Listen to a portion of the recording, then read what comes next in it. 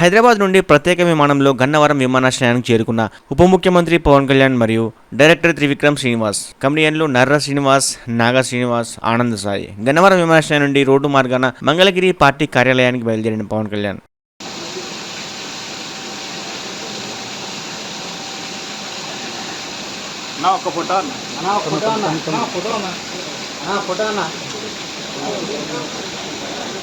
తమ్ముడు తమ్ముడు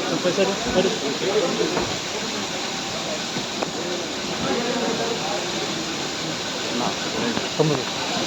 అన్న ఫోటో అన్న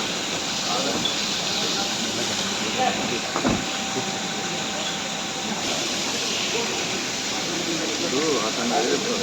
పంచెట్లు ఉన్నాడు కదా.